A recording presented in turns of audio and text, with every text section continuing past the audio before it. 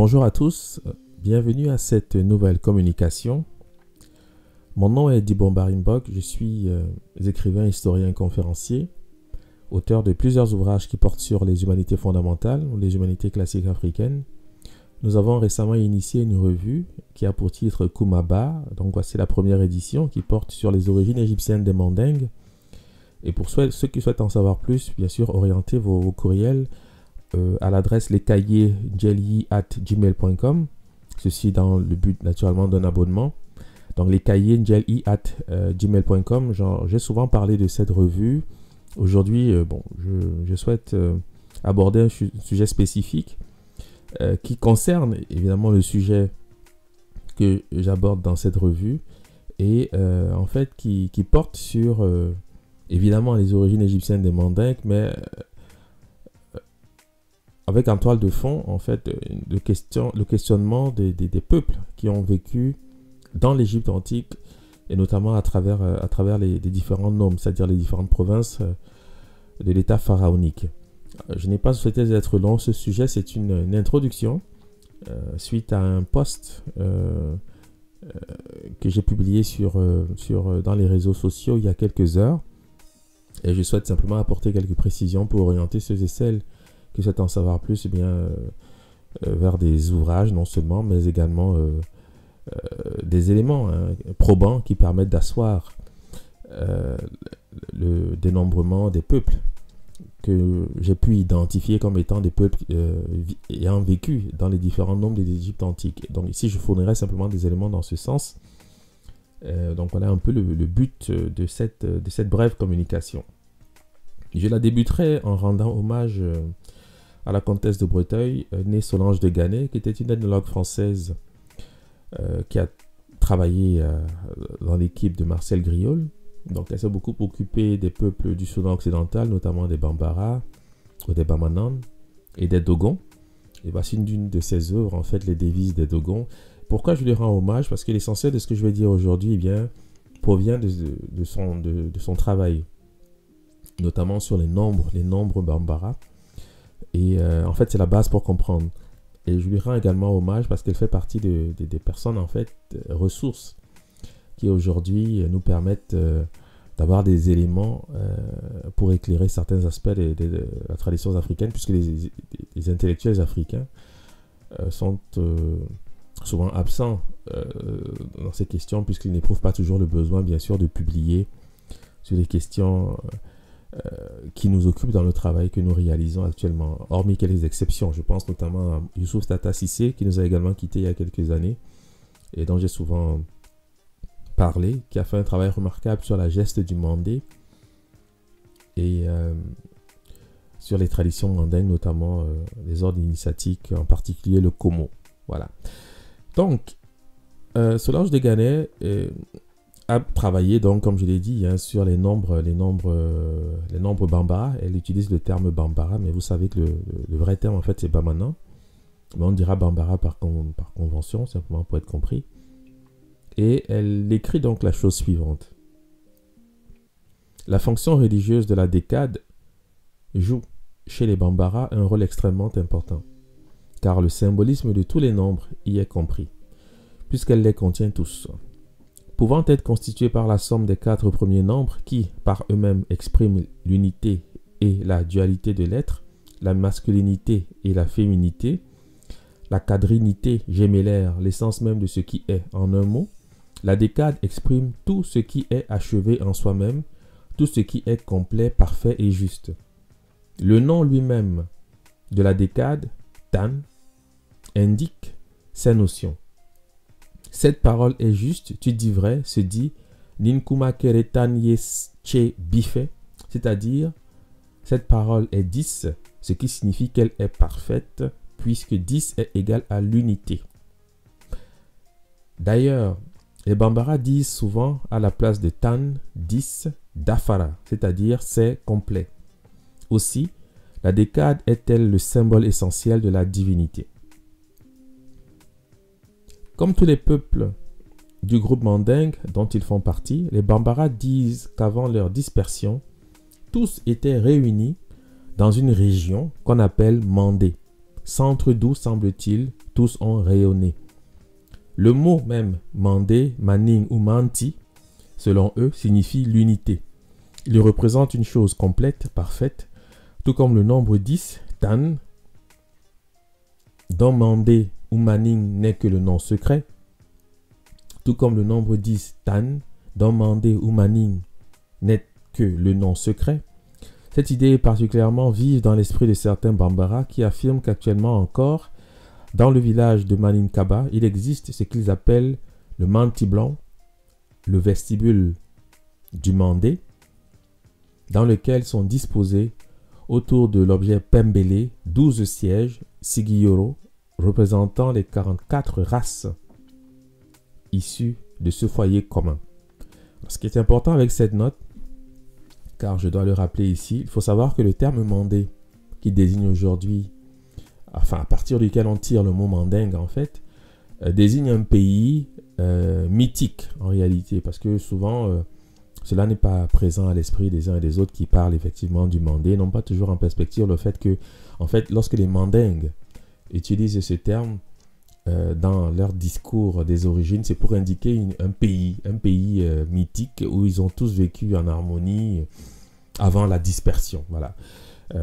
Donc, ils appliquent également ce terme au territoire qui, on peut dire, grosso modo, a constitué l'empire historique, l'empire du Mali. Mais vous allez comprendre à la suite de ce que je vais dire pourquoi ils le font et qu'est-ce que ça veut dire en réalité. Mais il est bon d'enregistrer à partir d'ici que le mot Mandé désigne un pays, le pays d'origine des Mandingues. D'accord ? Ce terme ne désigne pas nécessairement le territoire qu'on appelle aujourd'hui le Mandé. Même si effectivement, dans le discours commun, cela est compris de cette manière. Mais dans la tradition, lorsque les traditionnistes ou les Nyara parlent du Mandé, ils parlent d'un pays où les peuples que j'ai cités dans le poste, et je vous renvoie donc à ce poste, eh bien, ont vécu avant la dispersion. C'est important parce que vous allez comprendre à la suite de cela pourquoi j'insiste sur ces éléments. Bon. Avec une répartition différente, poursuit donc Solange de Ghané, 10 est aussi le symbole numérique de Faro. Faro qui, comme je l'ai dit à plusieurs reprises, est l'équivalent du Nomo chez les Dogons. Les Bambara disent Faro. Les Mandingues en général, les Malinké également disent Faro. Et qui est l'équivalent d'Osiris, bien sûr, en Égypte antique. Osiris n'est qu'un mot singulier en copte pour désigner cette entité qu'on appelle donc Osiris. Mais c'est un mot, je l'ai souvent rappelé, qui a une étymologie africaine. Et je ne vais pas non plus aborder ces sujets aujourd'hui, mais je vous renvoie à des communications précédentes sur la personne d'Osiris.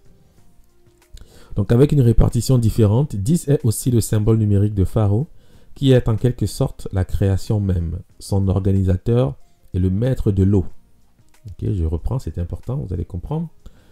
Avec une répartition différente, 10 est aussi le symbole numérique de Pharaon, qui est en quelque sorte la création même, son organisateur et le maître de l'eau. 10 symbolise ce qui est juste. Toute vérité est dite 10, tan, mais ce nombre représente aussi ce qui est parfait, complet, et dans certains cas même, pour ne pas prononcer le mot tan, 10, maning ou mandé, nom secret de 10, on dit dafara, c'est complet. D'accord, bon. Je pense que la note est relativement claire, on va donc pouvoir poursuivre. Donc ici, je vais faire un bref récapitulatif, simplement pour disons, souligner ce qui va être important pour la suite. On apprend donc, à travers cette note de Solange de Ghané, information qu'elle tient bien sûr d'informateur mandingue, puisqu'elle a fait un travail sur le terrain, cela est rappelé dans ses ouvrages. On apprend que Mandé ou Mandi, c'est le nom secret de 10. Mandé ou Mandi, c'est le nom secret de 10, qui est donc le nom que porte le pays d'origine de ce qu'on appelle aujourd'hui les Mandingues, et le nom que porte également le territoire qu'on appelle aujourd'hui le Mandé. Okay, mais il faut comprendre que, je le répète, c'est important, que ce terme désigne un pays, on va dire mythique. On va dire comme ça pour l'instant. Ok? Bon. Mandé ou Mandi signifie ce qui est parfait, complet. juste. Hein. Mandé ou mandi signifie ce qui est parfait, complet. Et mandé, ou en tout cas le chiffre 10, puisque c'est le nom secret de 10, c'est le symbole numérique de Pharaon, qui est le maître de l'eau, hein, qui est le dieu d'eau. Les Dogons disent le Nomo, ils disent Nomo. Et bien sûr, c'est le dieu Osiris, qui, comme on le sait, va mourir noyé pour des raisons liées essentiellement à l'ésotérisme égyptien. Bon, je ne vais pas y revenir ici, mais c'est des sujets qui sont parfois abordés. Hein. Donc, je vous renvoie évidemment à des vidéos précédentes, notamment sur celles qui portent sur l'Ouroboros, où j'aborde par certains aspects ce sujet. Donc, je reprends. Mandé ou Mandi, c'est le nom secret de 10.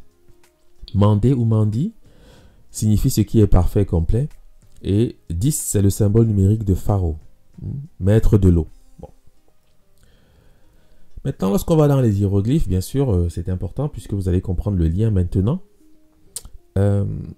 Les scribes égyptiens avaient une manière de nommer le nombre 10. Manière que je présente ici, ce sont des hiéroglyphes. Je présente donc le hiéroglyphe qui permet de nommer le nombre 10 et sa variante. Simplement pour bien assurer de ce qui est représenté ici. D'accord? Déjà, vous avez la valeur phonétique qui est issue donc du signe V20. Le signe V20, c'est le signe en fait qui représente le nombre 10 dans le système numérique égyptien. Je présente sa variante qui est un carcan, une sorte disons d'entrave pour animaux, simplement pour indiquer d'où vient ce signe, d'accord? La signification de ces deux signes, c'est entrave, enclos, parc pour bétail. Hein. En contexte, le scribe utilise ces signes pour désigner l'entrave, l'enclos, le parc pour bétail. Et donc, la translittération, c'est-à-dire l'attribution de valeurs phonétiques ou alphabétiques aux signes, indique donc une racine MD ou MDW, donc li, med ou medou. Voilà, mais c'est plus généralement medou, d'accord? Mais c'est une convention, je le rappelle. Parce que le vrai mot existe en copte, car j'ai souvent indiqué qu'il faut parfois s'inquiéter. En fait, dans le cadre de la méthode Kuma, c'est systématique. Il faut s'inquiéter des vrais mots. Hein, parce que la convention, c'est bien, mais lorsque le mot existe, il faut pouvoir l'utiliser. Il faut pouvoir le solliciter pour mieux comprendre. Et c'est ce que nous faisons, bien sûr, dans le cadre du travail que nous conduisons déjà depuis quelques années. Donc, en copte saédique, on dit met ou mit pour dire 10. Le féminin, c'est mété ou mité. En copte boraïque, si je cite simplement ces deux dialectes coptes, car cela suffit, c'est les principaux en fait dialectes coptes qu'on retrouve dans la littérature. Met, féminin, méti ou méti pour le chiffre 10. Et en fait, vous devez savoir que le mot qu'ils sont en train de prononcer ici correspond notamment au maninka, mandi, qui signifie garder. Pourquoi garder? Vous faites des entraves de l'enclos, parc pour bétail. J'espère que chacun aura la possibilité de faire ces liens, car c'est comme ça. Bien sûr que les hiéroglyphes fonctionnent, puisque l'objet dessiné porte un nom qui oriente vers la vocalisation du thème, en quelque sorte. Donc, ce que vous avez représenté ici, en réalité, c'est le thème qui permet d'atteindre le nom secret de 10 dans le mandé.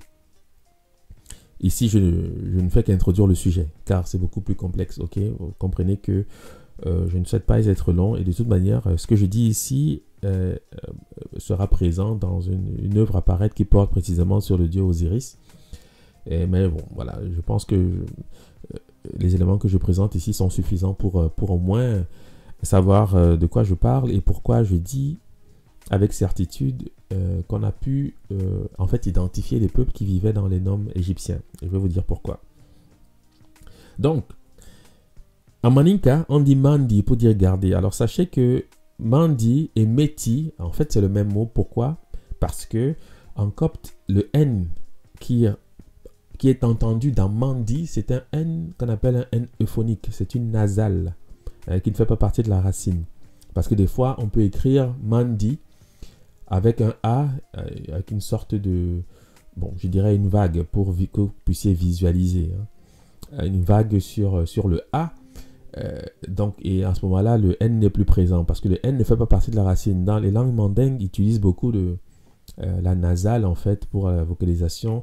Et c'est un N qui est euphonique, c'est-à-dire qui facilite la prononciation, tout simplement. Voilà pourquoi le copte n'enregistre jamais ce N, jamais, parce que le COP ne procède pas de la... Comment dire, n'utilise pas cette structure.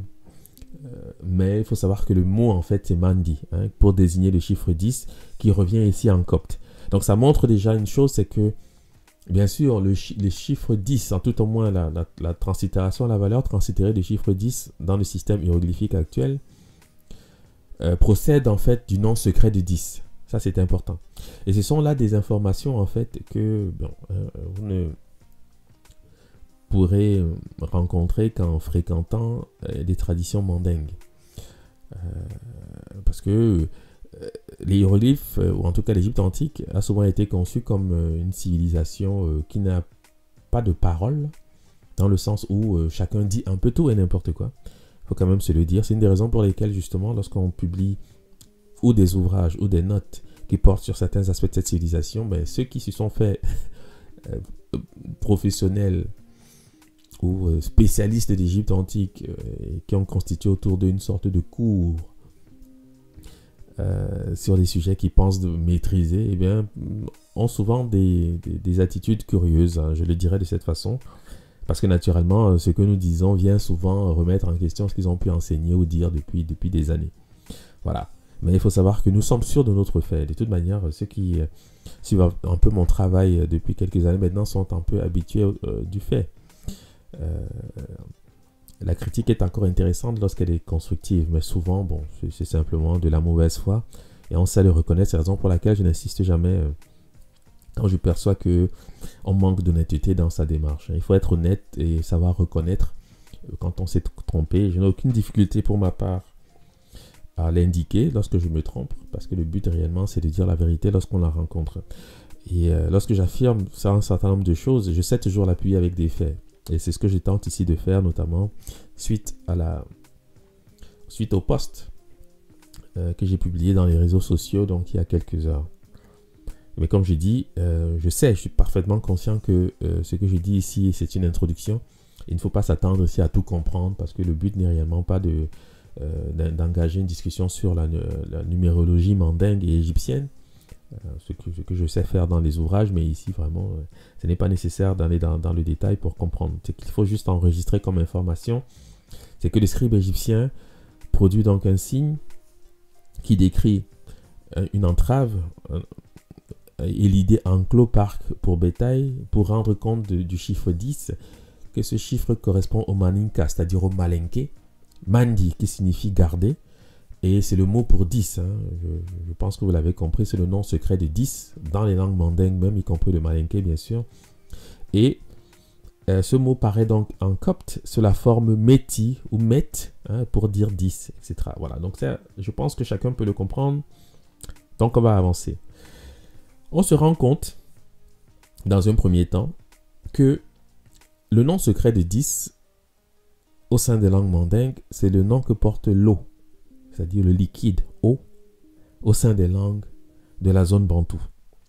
D'accord? Parce que, par exemple, quand je dis en Pimbwe, qui est une langue de Tanzanie, Amandi, sachez que c'est le nom de l'eau. Le A, c'est une prothèse. En fait, le A ne fait pas partie du mot, hein.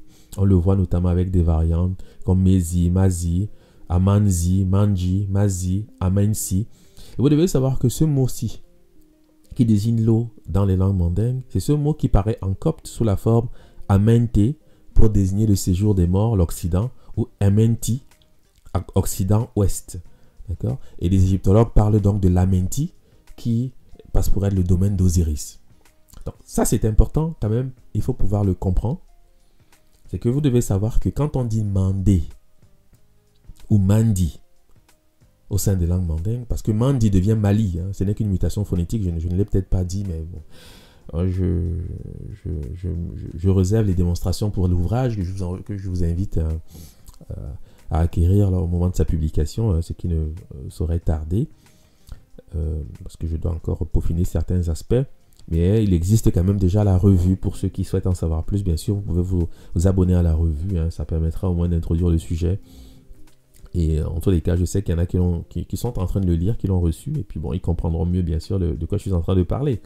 Donc, ce qui est important, voilà, c'est la raison pour laquelle on vous dit que le chiffre 10, c'est le thème numérique de Pharaon. Pharaon qui est le dieu d'eau. Hein, c'est Osiris Pharaon. Hein, d'accord? C'est important aussi d'enregistrer cette information. Parce que souvent, quand on dit Osiris, bon, c'est un mot qui n'évoque pas toujours une réalité objective dans les traditions africaines. Mais je l'ai souvent montré, hein, j'ai souvent montré que le mot Osiris vient du copte Osiré. Mais le copte n'explique même pas ce nom, c'est les langues africaines qui expliquent ce nom. C'est un mot qui a à voir à la passion, à la souffrance, l'affliction, parce que Osiris connaît une passion, donc son nom même signifie la passion. Bon, c'est des aspects, encore une fois, que je n'aborde pas ici, parce que ce n'est pas nécessaire, vous comprendrez pour comprendre ce que j'ai à dire. L'information intéressante, importante à enregistrer à ce stade, est que le nom secret de 10, c'est le nom de l'eau. D'accord? Parce que vous devez comprendre que quand je sollicite ici les langues de la zone dite Bantou, c'est parce que je sais que ces langues font partie de la même famille que les langues mandingues. En réalité, c'est la famille Niger-Congo. C'est comme ça qu'on l'appelle en linguistique aujourd'hui. J'aime mieux utiliser la phraséologie de Théophile Obenga qui parlait du négro-égyptien. Parce que le négro-égyptien est une famille de langues qui englobe beaucoup plus de langues. Ne se limite pas simplement au domaine Niger-Congo. Mais bon, voilà pourquoi il faut toujours avoir une vision, un regard panoramique sur les langues africaines lorsqu'on traite des caractères sacrés égyptiens, parce que vous ne pouvez pas comprendre ce que je suis en train de dire ici si vous vous focalisez uniquement sur les langues mandingues ou uniquement sur les langues de la zone dite Bantou. C'est impossible. Parce qu'il faut savoir qu'il y a un système de miroir, de référencement qui touche les deux zones. Souvent, quand l'une a le mot pour l'objet, l'autre a le mot pour le concept, etc. C'est des choses qu'on a souvent observées dans le cadre des études que nous conduisons et bien sûr dans le cadre des cours que nous donnons également. Donc, je n'insisterai pas plus là-dessus puisque j'ai souvent parlé des caractères sacrés du fonctionnement de la méthode Kuma, qui est la lecture analytique des caractères sacrés à partir des langues africaines modernes. Donc, je ne vais pas faire ici un cours non plus sur la méthode Kuma. Donc, l'information importante à enregistrer à ce stade, je le répète, hein, c'est que le mot Mandi, c'est ce mot qui en copte est Amente, le séjour des morts, l'Occident. Voilà pourquoi les Mandingues, précisément, disent que c'est un lieu où ils ont vécu en harmonie. Voilà, ils ont connu, entre guillemets, le bonheur, on va dire. Je pourrais citer comme ça, multiplier les images. Ce n'est pas nécessaire si vous comprenez le principe, mais c'est un lieu mythique parce que c'est l'équivalent de ce qu'on appellerait vulgairement aujourd'hui le paradis. Ok, voilà pourquoi ils s'appellent aussi leur pays de cette manière. Vous allez voir que l'Égypte antique elle-même est fondamentalement liée à l'image de l'Occident. Ça, j'en ai souvent parlé lorsque je traite de la graphie translittérée Kemet.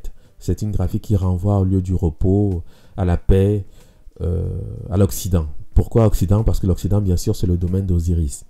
Il faut le savoir. Et historiquement, lorsqu'on recense les auteurs qui parlent de l'Afrique, notamment les auteurs, on va dire grecs, parce qu'il y en a un certain nombre qui ont parlé de l'Afrique, ils utilisent toujours des mots qui se rapportent à l'Occident pour désigner l'Afrique. Hein? On parlera d'Hespérie, on parlera d'Olympie.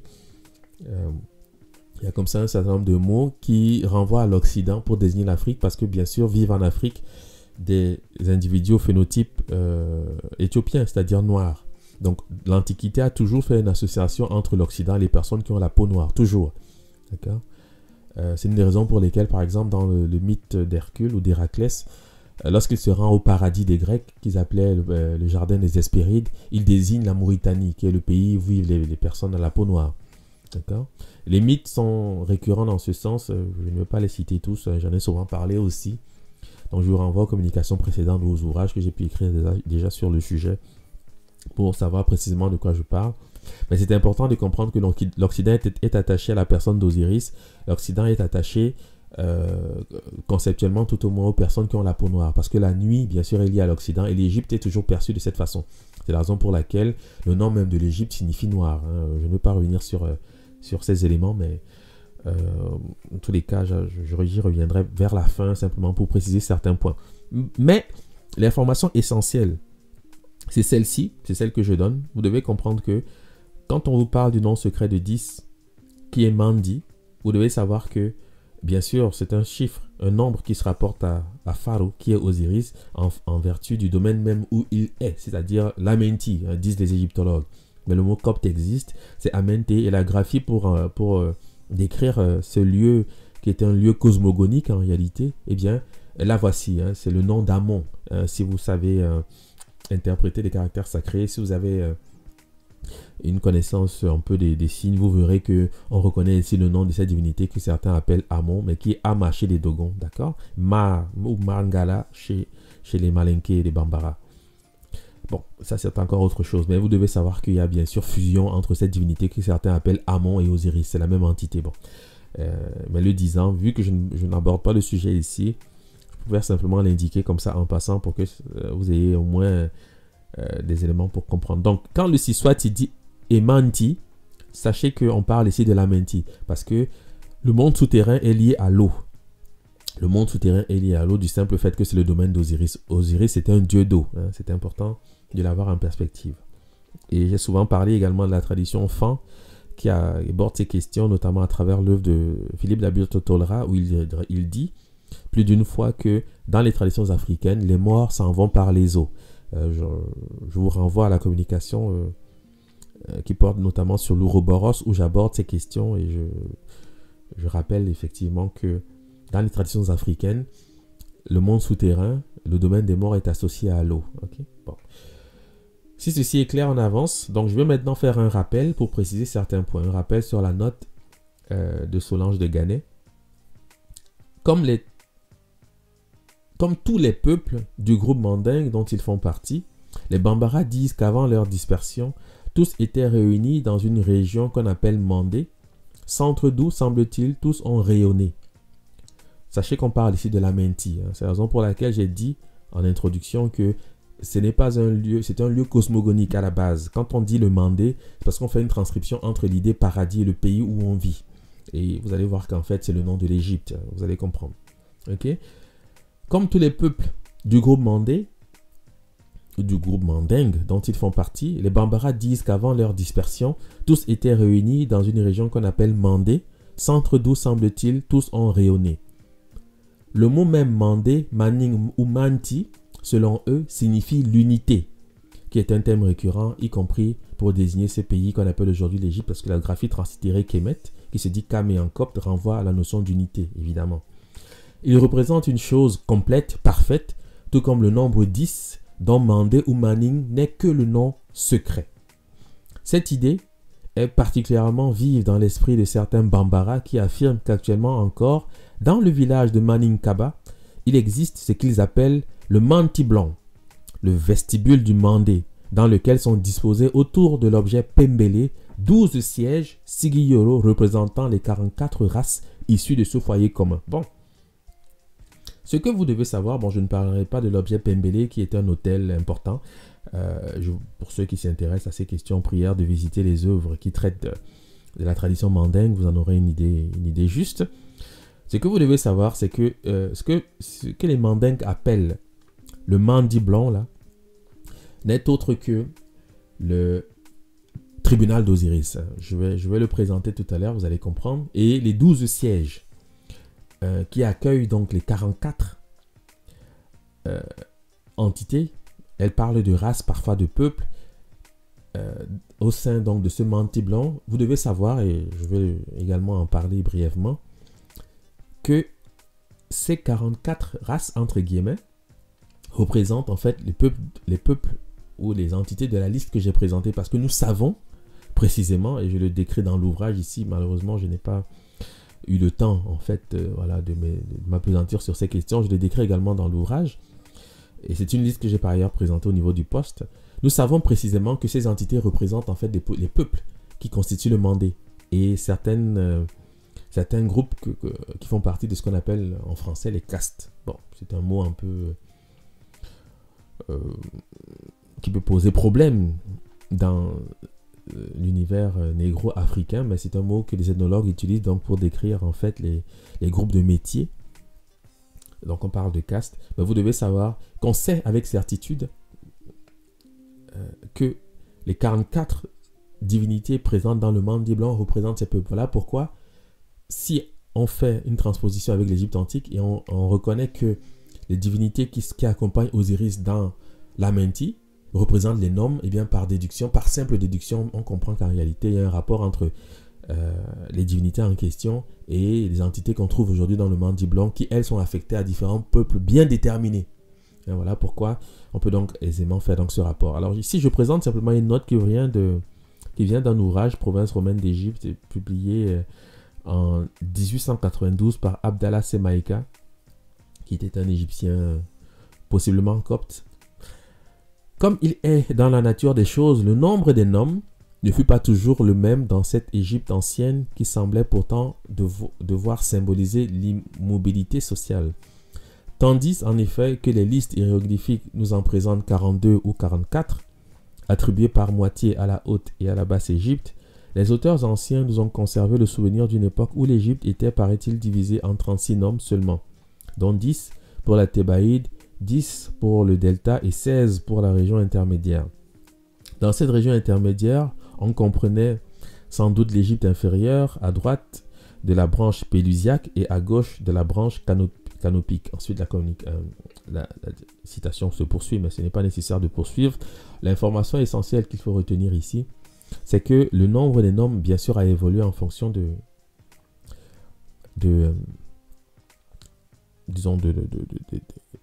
l'histoire de l'Égypte, de l'histoire du pays, de l'état pharaonique. Ok? Mais naturellement, les listes, plus souvent, rendent compte de 44 noms. Pour une raison liée essentiellement à la numérologie égyptienne et mandingue, que je n'aborde pas non plus ici parce que le chiffre 44 est important pour plusieurs raisons. Il est lié à un ensemble de choses qui touchent la cosmologie, qui touchent l'ésotérisme, un ensemble de choses qui n'est pas nécessaire vraiment d'aborder ici pour comprendre. Mais vous devez savoir que le chiffre, en fait, c'est 44. Hein, ça peut varier, etc. Bon, mais c'est 44 pour des raisons effectives liées à la symbolique du chiffre 44 dans le mandé. Parce que ce chiffre est lié au monde visible et au monde invisible. Voilà, d'où l'idée de Haute et Basse Égypte qui avait donc conceptuellement les mêmes référents. Bon. Mais encore une fois, je ne fais qu'introduire le sujet et cela est détaillé. Voilà, quand on écrit, cela est beaucoup plus aisé parce que sinon on passerait des heures ici à tenter de clarifier des choses qui ne sont pas toujours évidentes comme ça à comprendre a priori. Voilà. Donc, voici donc ce que le lieu que les Mandingues appellent le Mandi blanc, que d'autres appellent donc la Menti, le monde souterrain. Mandi là, c'est ça, c'est la Menti, vous devez le savoir. Blanc est traduit en français par vestibule. Mais vous devez savoir que ce sont des termes qu'on emploie, y compris même en égyptologie, hein, pour désigner le domaine d'Osiris. On parle parfois du vestibule d'Osiris. D'accord? C'est exactement de cela qu'il s'agit. C'est le tribunal d'Osiris. Vous avez ici représenté donc 42 divinités qui assistent donc au jugement du défunt.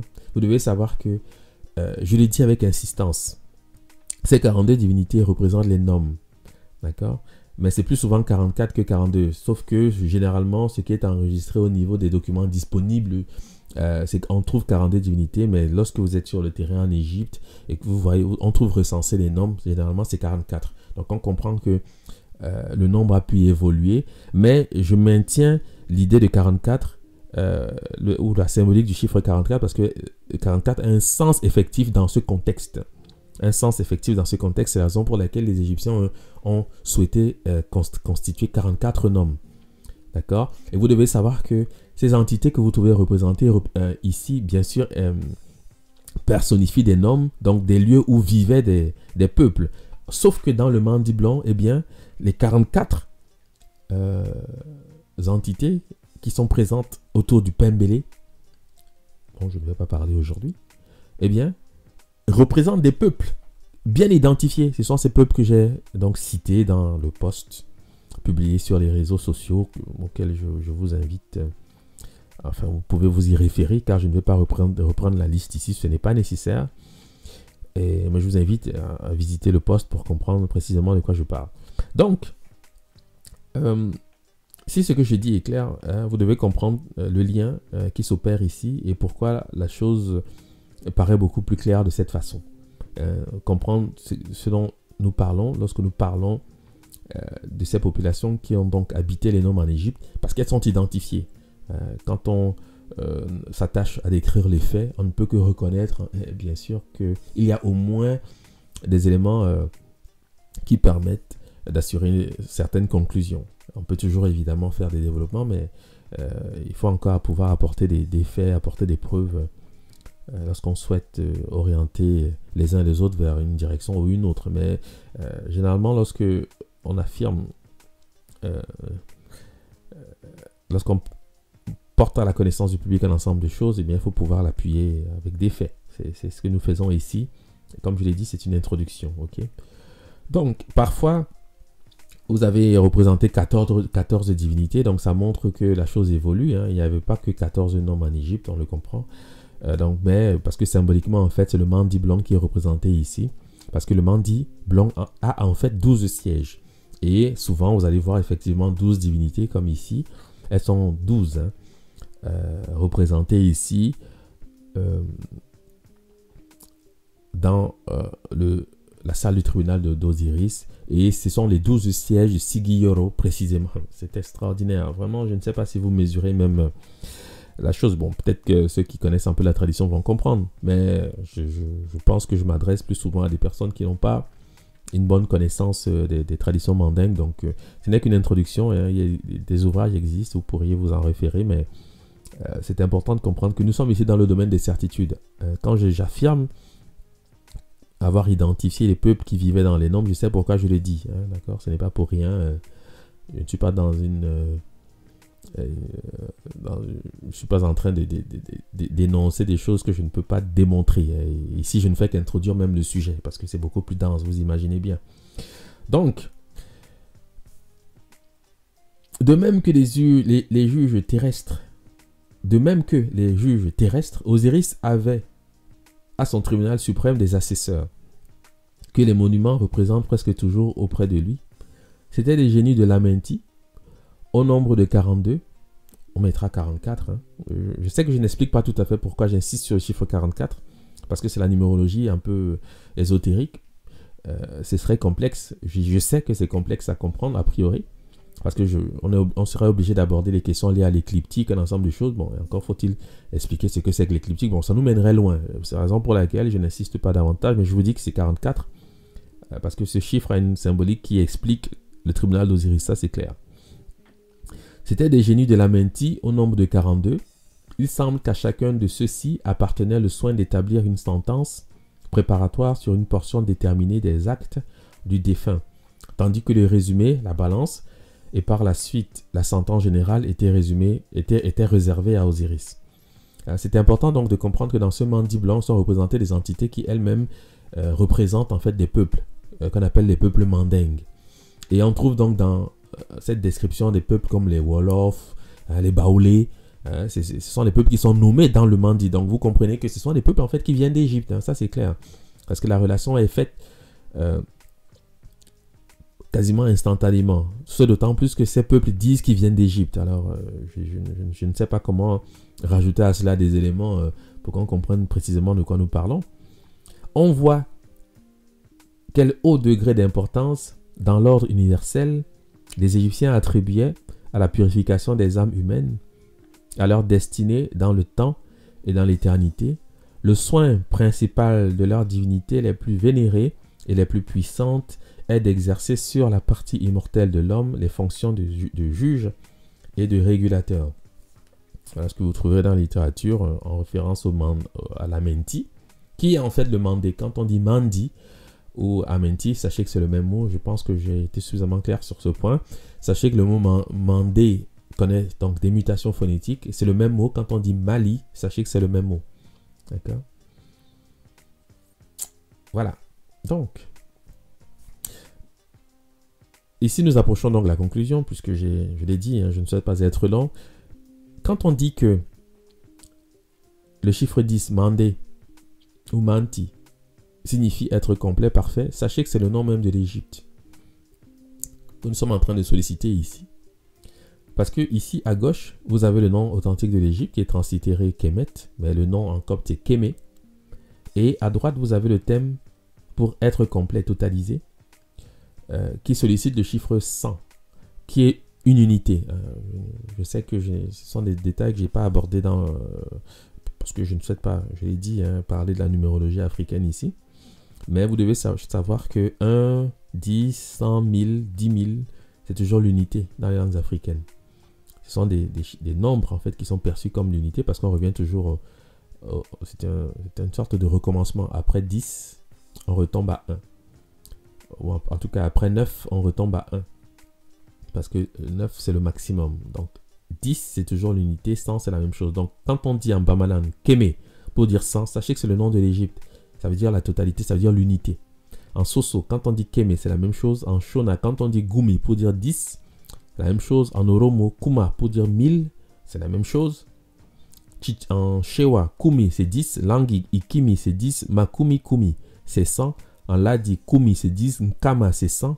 Enfant, au Gabon, Nkama, c'est la centaine. En Kikongo, on dit Nkama pour dire tout, complet et 100. D'accord? Et c'est le nom de l'Égypte. Hein. Voilà pourquoi, dans le discours, on vous dit que Mandé signifie la totalité, ce qui est complet, ce qui est juste.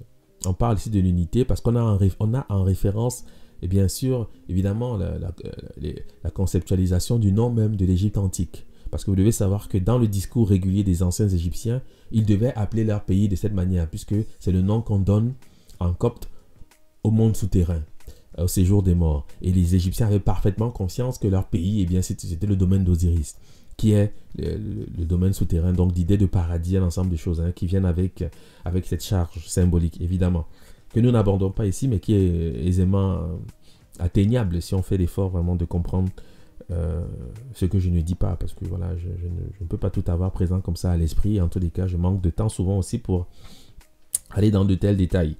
Donc, je vais vous laisser maintenant sur un exercice pour assurer votre conviction. Parce que si vous voulez vous faire une certitude sur ce que j'avance, tenez ces éléments et tentez de comprendre ce que le scribe écrit lorsqu'il produit cette graphique que certains lisent donc Tameri. Ok? Sachez qu'en Bambara, on dit Mandi pour dire aimer, préférer, favori. On dit Mandia pour dire aimer, estimer, chérir.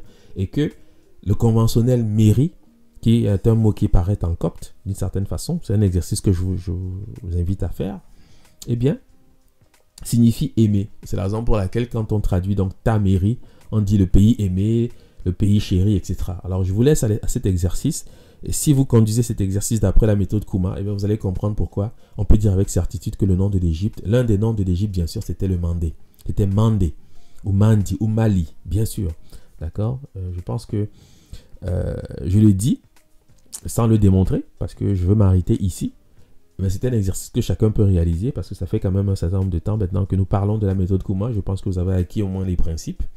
Et si vous vous appliquez à décrire donc ces principes, vous allez comprendre pourquoi le chéri, là, quand on dit Meri, chéri, c'est Mandi, évidemment, même phonétiquement, ça se comprend, puisque j'ai expliqué que le N, c'est un N euphonique, c'est une nasale, donc, il ne fait pas partie de la racine. Dans tous les cas, vous avez tous les éléments dans cette communication pour comprendre, et je vous laisse donc à cet exercice en espérant avoir des retours pour ceux qui souhaitent, bien sûr, poursuivre, ou en tout cas pour les sceptiques, parce que j'en ai vu quelques-uns qui se laissaient aller à des commentaires sans comprendre même de quoi on parle, et vous verrez qu'ils seront subitement muets, parce que les faits que je démontre ici, ce n'est qu'une introduction, et ce n'est rien encore, mais souvent les gens, ils ne savent pas, ils savent pas de quoi on parle, mais puisque chacun a un peu la parole libre et facile, eh bien on se prête comme ça à des déclarations qu'on ne peut pas assumer ensuite, voilà. Donc, pour ceux qui souhaitent en savoir plus, sachez que nous consacrons quand même cette première édition de la revue Kumaba aux origines égyptiennes des Mandingues. Nous abordons plusieurs sujets. J'ai eu le plaisir d'avoir quelques retours déjà. Et je remercie d'ailleurs ceux qui se sont abonnés à cette revue, car j'ai souvent dit que c'est parce que vous vous intéressez au travail que nous faisons que nous pouvons le réaliser, évidemment. Pour ceux qui souhaitent s'abonner à cette revue, prière donc d'adresser vos courriels à l'adresse lescahiers@gmail.com, lescahiers@gmail.com. Voilà. Donc nous arrivons au terme de cette communication. Je vous remercie de votre attention et je vous souhaite donc de passer une excellente semaine. Merci et à très bientôt.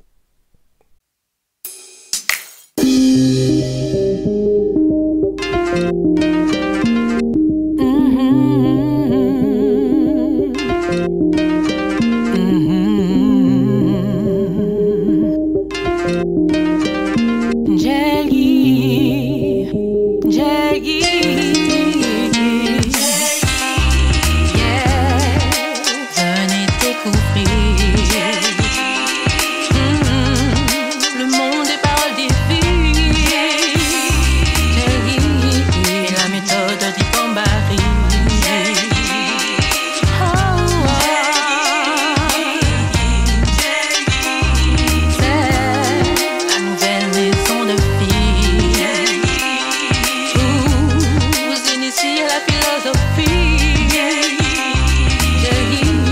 Pour les humanités classées.